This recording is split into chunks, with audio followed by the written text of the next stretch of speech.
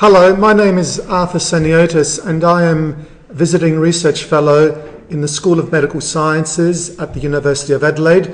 My colleague is Maciej Henneberg and he is Wood Jones Professor of Anthropological and Comparative Anatomy in the School of Medical Sciences at the University of Adelaide. And today we'll be discussing on future evolution of the human species from a health point of view, and we'll get started. The first question is, Maciej, can you explain to us the current biological face of humanity? We are still evolving. We are an evolving species. We have come through about 3 million years of evolution, where our ancestors were smaller, they had bigger teeth in relation to the rest of the head and in relation to the body. They're not very tall, not that tall, and they had proportionately smaller brains. We are very proud of our bigger brains, but actually our brains were biggest at about 30,000 years ago. This is a cast of a skull of a person who lived about 30,000 years ago. It had proportionately large brains, but since then, especially since the end of the Ice Age, in the last few thousand years, when people invented agriculture, when people built cities, developed big complex societies, we started losing body strength, so we became less robust, we are now more gracile, and we also lost about 150 milliliters of the brain mass, which is a small cup of the brain mass. It's about 10% of it, because brain size really reflects only the body size. But obviously brain, although so important for humans, is not the only thing that changed in our bodies. Besides becoming more gracile, we also have some changes in the system of arteries carrying the blood around the body. I'll just use one example. In most people 100 years ago, there were two arteries bringing blood to the hand, one on the side of the thumb, which is called the radial artery, the other one on the side of the little finger, which is called the ulnar artery. Now, about 1/4 to 1/3 of people have the third artery running in the middle, called the median artery. So we gained an artery, many of us. However, many of us lost the artery because the little artery that came off directly of the arch of the aorta, running up to service the thyroid gland, thyroidema artery, has now disappeared. We ran a study here at the University of Adelaide several years ago with Professor Gabriel, and we couldn't find this artery. So there are changes in the circulatory system in the body. There are also changes in our skeletal system. The spinal canal at the back of the backbone that carries spinal cord and the nerves is now more often open at the bottom, in its bottom end, in the sacrum, where the spine connects to the pelvis, the hip bone. And we run studies both in Adelaide and in Switzerland and in Pompeii with Dr. Renata Henneberg, my wife, who initiated the study, when we compared the spinal canal of Pompeians at the bottom of it in sacrum. We found that Pompeians had the spinal canal opened in about 11% of cases. Now it's about 25% of cases. So it's a big change. So our bodies are changing as we speak. There are also little changes in the bones of the foot, and most likely, however not studied yet, in various other parts of the body. Those changes must also be related, which is more difficult to study, to changing frequency of various genes in our gene pool. And as humanity becomes more and more numerous, now we exceeded 7 billion people, there is more and more opportunity for new mutations to occur. Those mutations are a function of the number of people, because mutations occur at regular rates, depending on which gene mutates. Approximately those rates are 1 per 100,000. So obviously if we have 1 million people, we already have 10 mutations occurring. And mutations are random changes in the molecules of DNA that are producing usually alterations that are not good. So they simply destroy genes and they destroy the genetic material. Occasionally, by random chance, like winning a lottery, it happens that mutations or the little chemical change in the genetic material may improve workings of a gene. Yes. But in most cases, they are deleterious, and in nature, there is a mechanism, much maligned by some people, called natural selection. The mechanism of natural selection in daily life serves to remove detrimental mutations from the gene pool. It works like a janitor of a gene pool, cleaning it from wrong mutations. In the last 100 years, very proudly, we have removed causes of early mortality. Especially, we have removed infections that killed every other child soon after birth. So we now have much, much less infant and child mortality, meaning that most people can survive, mature sexually, become useful adult members of the society. Yes. And in terms of family life and in terms of social life, it's great. But it means that the janitor can't clean the gene pool. And therefore, more and more mutations are accumulating. Those mutations concern, for example, the way we digest food.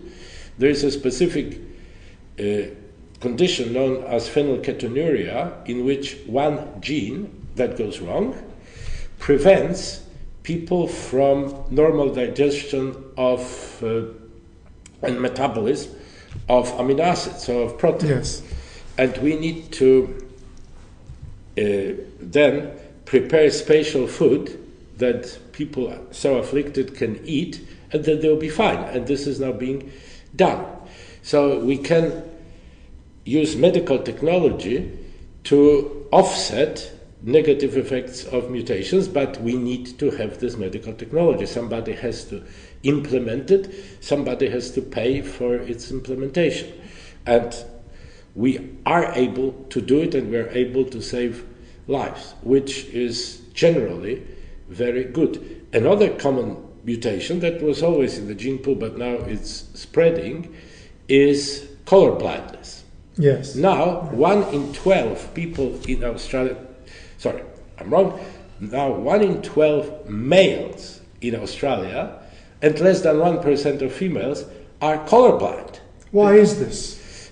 Well, this is because there is a gene that is faulty, and therefore the retina in the eye does not develop normally. So it loses sensitivity, especially sensitivity to red light. Yes. And people so afflicted can't tell difference between green and red light, and their world is all in a sort of bluish tones, which does not affect people working on paper or working in the office, and I have academic colleagues who are afflicted by this. However, it is interfering, for example, with life in the bush, where one has to tell by slight differences of colors and shades of colors about where to find food. Now it's the common condition, and this condition may grow because colorblind people are very good members of the society, very useful members of the society. And one would be able to produce now examples of Tay-Sachs disease and other mutations that are affecting people. Sometimes whole chromosomes, so whole big packages of genetic material go wrong. One of the most common conditions of this sort is known as Down syndrome. Children with Down syndrome are lovely members of the family, but they have a number of health problems. And now we have medical procedures and technologies good enough to allow them to grow up and become adults, and they are useful members of the family. Before, more and more often, they died early in childhood or early in adulthood. So we are now able to support life of people who would previously have died, Yes. which enriches family life, enriches social life, but it requires continuous application of medical procedures, development of those medical procedures, and as people in the government will tell you, it costs. Yes. Yeah. Okay. So maybe we should talk about society. So I would like to ask you, actually, how could this happen? Well, we've had long discussions about this, Maciej, and what's happening now was a gradual process from the first epidemiological transition from the Neolithic period, when we were from hunters and gatherers, then we became cereal croppers and also invented animal husbandry. So if we're looking from a population point of view, let's look at this first. For 2 million years from Homo erectus to 10,000 years ago, during the whole Pleistocene period, human populations were very small, as you know. And one hypothesis says that 70,000 years ago, there was a volcano which exploded in Indonesia called the Toba incident, and that dwindled human population to a couple of thousand pairs. However, what's happening is from 10,000 years ago, we change our mode of production, and by doing that, populations increase quite markedly. So from 10,000 BC to the time of Jesus Christ, the population has expanded by, dozens of millions, okay? And population was gradually increasing right up until the 16th century, and then there was this exponential rise. So by the time we get to 1850, the population is 1.5 billion, and the 20th century sees this speeding up of population. So by the time of Mahatma Gandhi in India, for example, India had approximately 300 million people, and now it's got over 1 billion people. And as we speak now, in 2014, we've got 7 billion people. Now, why is this? Because from 1850s onwards, there are better sanitation methods which saved huge populations. And from the first part of the 20th century, we see the advent of antibiotics. And these two aspects decreased premature mortality. In other words, it's not that, aforetime or in previous times, people lived shorter lifetimes or the lifespan was shorter. It just means that people didn't reach over the line of having long lifetimes. They didn't go that step further, okay? Previous generations of human beings, from the medieval period to the ancient period, there were many people who had long lives, but there was more premature mortality, as you know. So with the advent of antibiotics and also sanitation methods, it meant that a lot of people who would have otherwise died from communicable diseases didn't die. Moreover, in the post-war period, we see for the first time in human history an abundance of food. Okay, so more people are eating better. There is more nutrition. To the point that many, many countries are exporting food. Moreover, we're seeing during the post-World War II period, we're seeing industries creating foods of high caloric value. We can get just a processed food the size of my hand, which has got lots and lots of calories. Natural-based foods don't have that kind of caloric intake they do. So a lot of populations end up having better nutrition. Of course, there are populations which aren't, receiving very good nutrition, and that's because of socio-political factors, endemic warfares, human-made famines due to conflict and crises. Moreover, we've got now medical systems which cater for richer middle-class people living in the developed world. That has aided somewhat, but not to the extent as improved and increased nutrition, as well as better sanitation and antibiotics. Have I left anything else here, Maciej? No, not really. You covered general topics well, except obviously one, which is a big area, and that's fertility. Yeah. But that's something that we may discuss separately. Yes. Because as you indicated, there was this speeding up of the population growth which resulted from the decrease in premature mortality, killing people before they were able to exercise their normal longevity.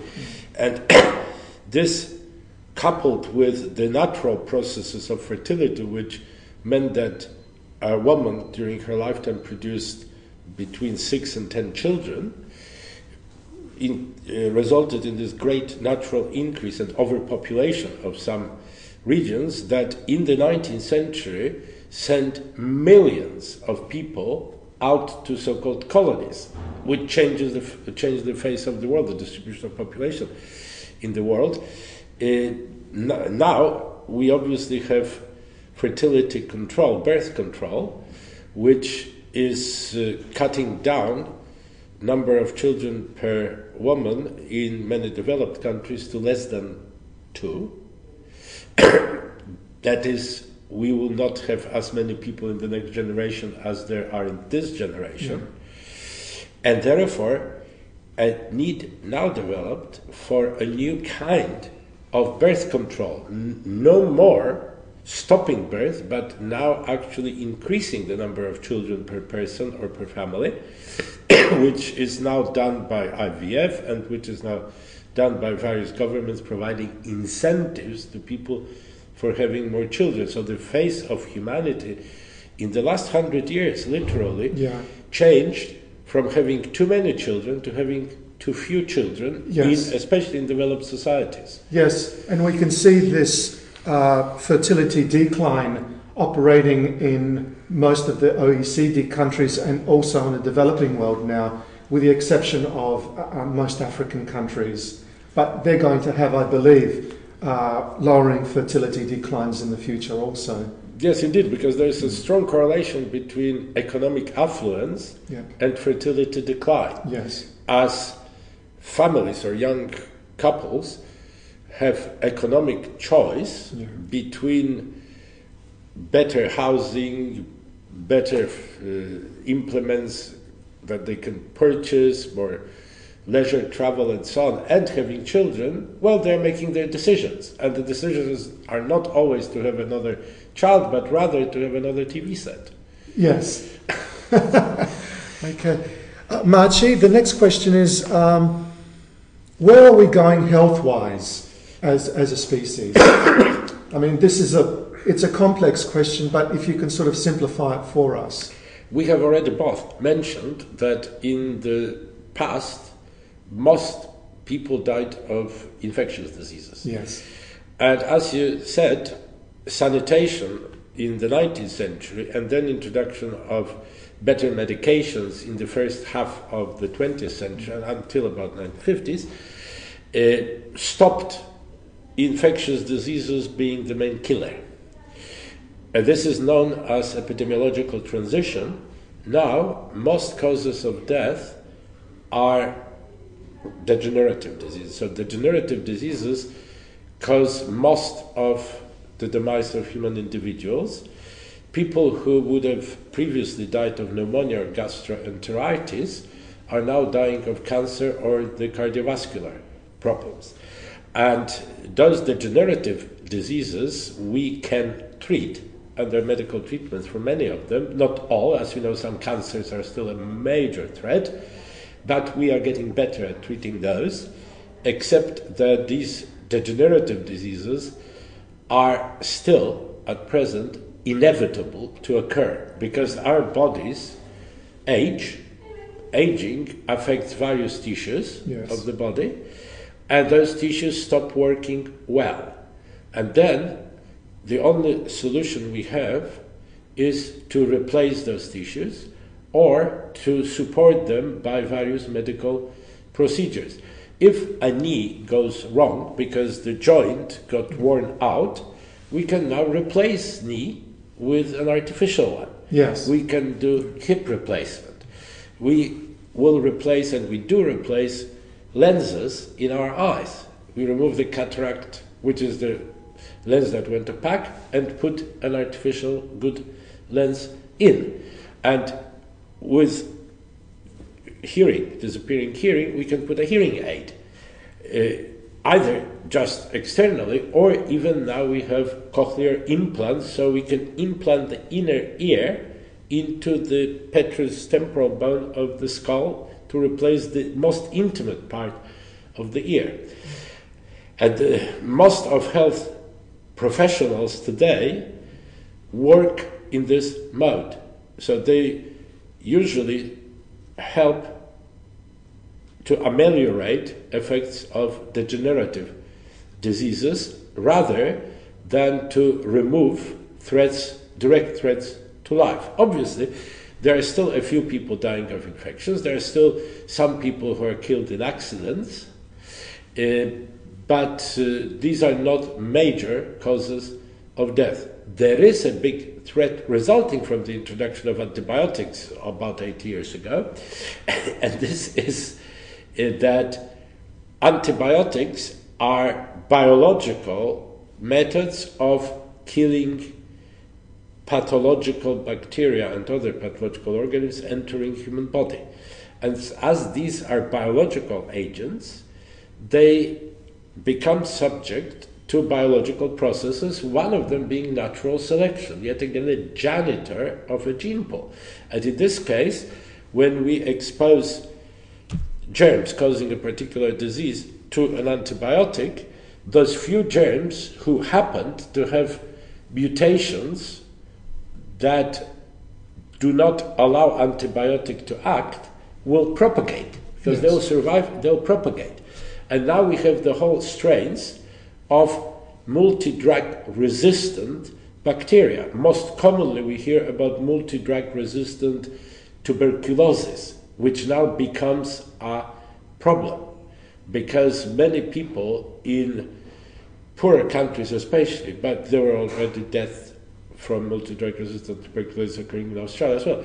Many people in poorer countries who cannot afford good lifestyle, which prevents part of the effects of tuberculosis, will now suffer from TB that cannot be cured by commonly used chemical methods, so commonly used antibiotics, and will have to be treated by spatial drugs that are not yet well developed, and those that are developed are not very effective, and they're extremely expensive. How expensive? $500,000 for one patient. Yes. And this is therefore a big threat to future human life, because if we allow more and more of those drug-resistant germs to develop, we'll have to pay enormous price for fighting them. The other drug-resistant disease is now syphilis, which we thought we got rid of to a large extent. So that's the threat to health.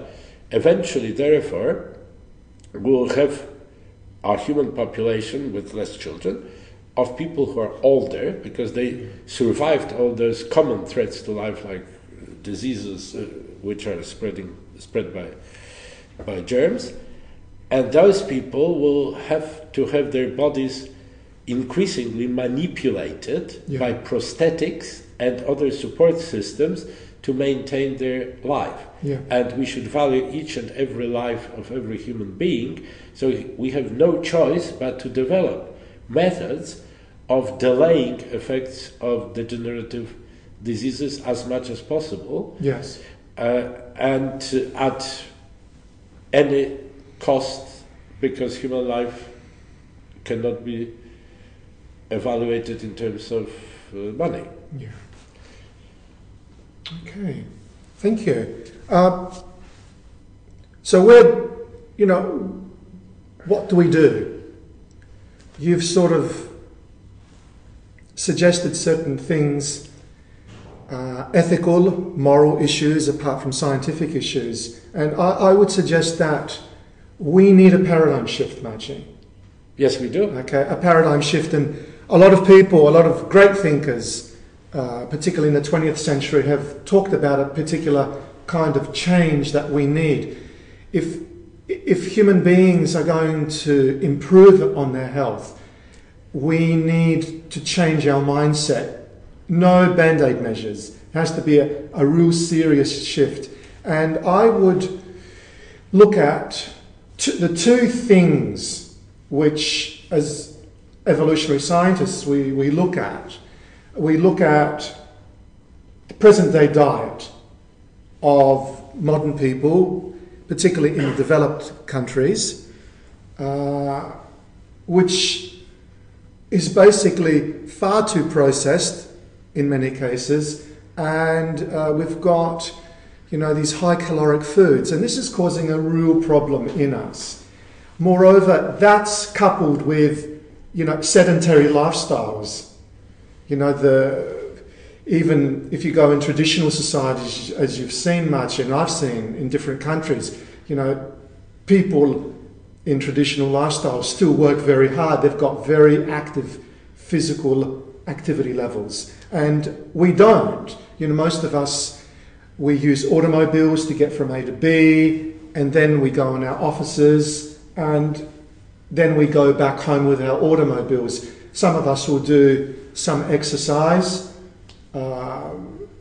but in general we're seeing worldwide obesity, worldwide overweight, and the diseases of civilization, cancer, type 2 diabetes, hypertension, etc., etc. So we need to have a serious look at what we can do to improve physical activity levels, as well as changing our diets. So this is going to call in for preventative type measures. And we're already seeing this in Australia, that the governments are very subtly saying to us, look after yourself. Because if you don't, it's going to cause a huge health burden in the future. And, in the near future, as we know, in just a couple of decades, here in Australia, 50% of people by 2050 will be over 50 years old. And 10% of our population will be over 80 years old. So it'll be a predominantly older person's society. And we see this is going to be emulated in many parts of the world. So we need to be proactive. We need to focus on prevention, looking at lifestyle, basically. I would also recommend,